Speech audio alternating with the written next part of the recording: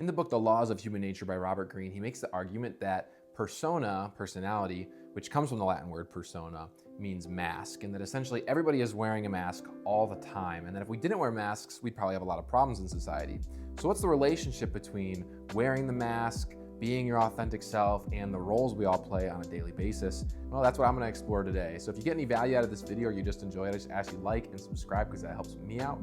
Otherwise, grab some coffee and let's chat about it.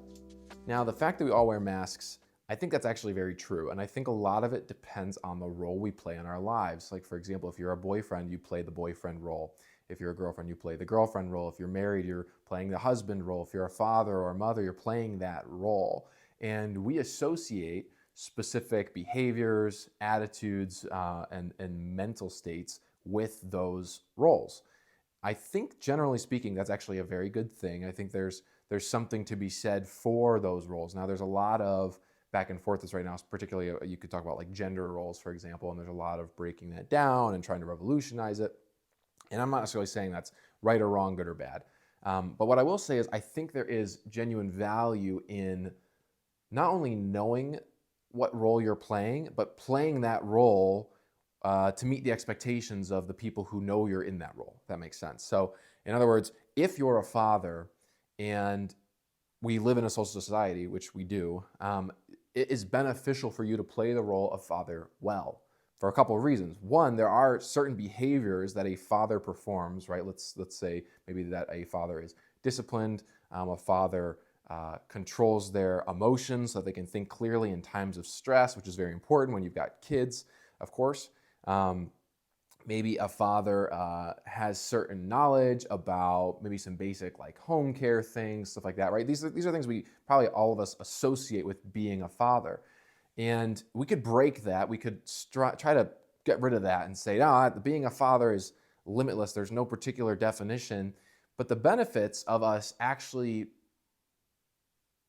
keeping that role as it is today, I think there are benefits. I think the benefits are you'll probably have men who are fathers, and if they believe they're to play that role, they will hopefully push themselves to become more disciplined, to learn some good skills that will help them with the home and taking care of their kids, right? They'll hopefully pursue emotional control so that way they can think clearly in those times of stress. And obviously those are all beneficial when they're acted out in the right moments, all of those behaviors and all of those attributes of that role. And I would say the same goes for mothers, the same goes for people who are in roles in government, the same goes for the people who have roles outside, like teachers, right? Teachers play a role.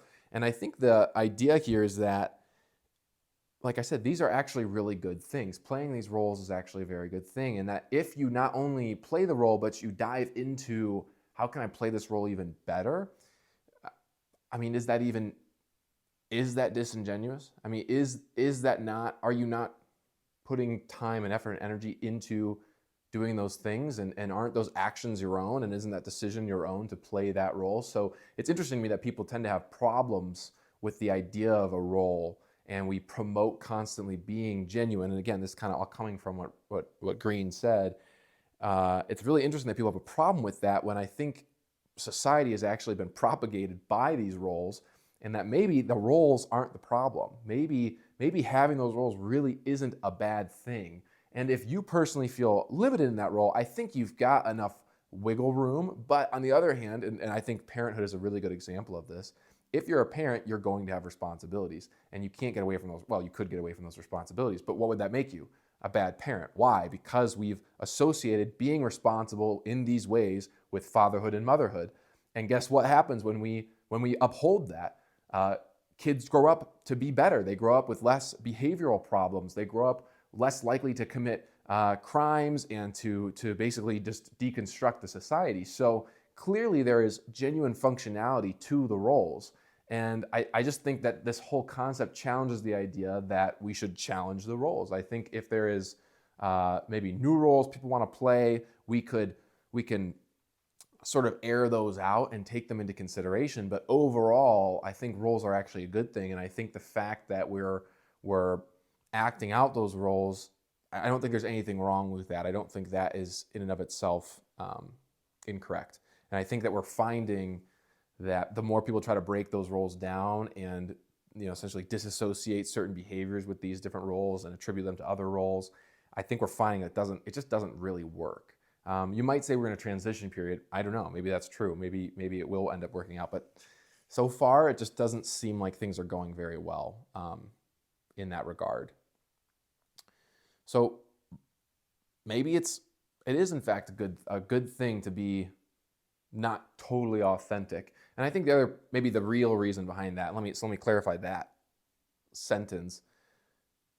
I think people tend to confuse being authentic with acting on every single impulse that they have, which is literally what 2-year-olds do. And I'm not saying that even as an insult. It is literally the 2-year-old psychology. The 2-year-old psychology is pretty much, I want this, I go get this, and it's that's it. They don't think about long-term consequences. They don't think about how it impacts other people, right? They don't do any of that. It's egocentric and they're selfish. And I think people, again, mistake those two things. They think, well, if I'm going to be myself, I need to do what I want, when I want, say what I want, when I want. And if you disagree, if you challenge that, they kind of throw tantrums. All clearly not helpful and not adult behavior. So I think if you want to say, I'm going to do this thing authentically, maybe you play the role authentically. Maybe that means you bring your personal thought and charm to whatever role you're playing, right? So if you're a father and maybe the thing you love is sports, so you're like a sports dad, right? And we see those things. Or maybe you like I imagined for myself, will be the dad who sits in the chair in the corner reading books most of the time, because that's kind of what I do now. And that's a particular way you can play that role. So there's lots of variation within the roles. I think that's the other issue people may have with it as well, is that they think once you're in this role, you're limited in some way. And that's not really true. You absolutely get to fulfill that role in your own way, but there are a lot of attributes, or again, maybe traits that we associate with these roles that you are also expected to fulfill. And some of those are just foundational, right? They just lay that foundation for you to be a good mother, father, boyfriend, girlfriend, employee, worker, whatever it is, a CEO.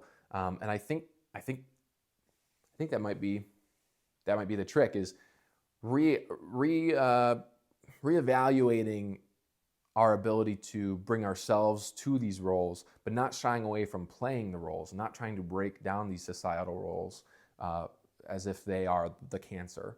Don't take the role on and then let go of all of the associated attributes and actions. Take the role on and then do those within your own way, right? Because I think the foundation, again, is there for a reason. It's there because it works. We are not the first people to, this sounds silly, we're not the first people to exist.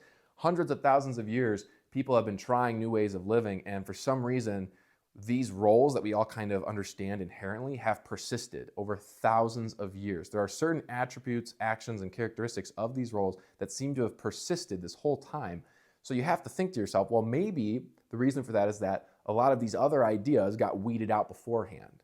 And maybe the reason we have those traditional roles and the traditional attributes is because those are the ones that have stood the test of time as civilizations have come and collapsed, So thinking of it in those terms, it might make you say, okay, wait a minute, all right, so maybe they're there for a reason. Maybe I should adopt those in whatever role I'm in. And you have to identify that for yourself, of course.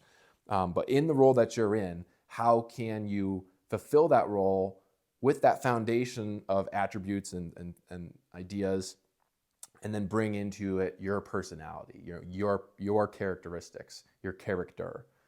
I think that might be the question to ask, and certainly one that I'll continue to ponder on. So that's it for this one. Highly recommend reading that book by Robert Greene, right? Obviously, it's very stimulating to the brain. So I highly recommend reading that one. Thanks for watching. Let me know what your thoughts are on all of this, on roles, and on kind of where society is taking roles, both with gender roles and with everything else.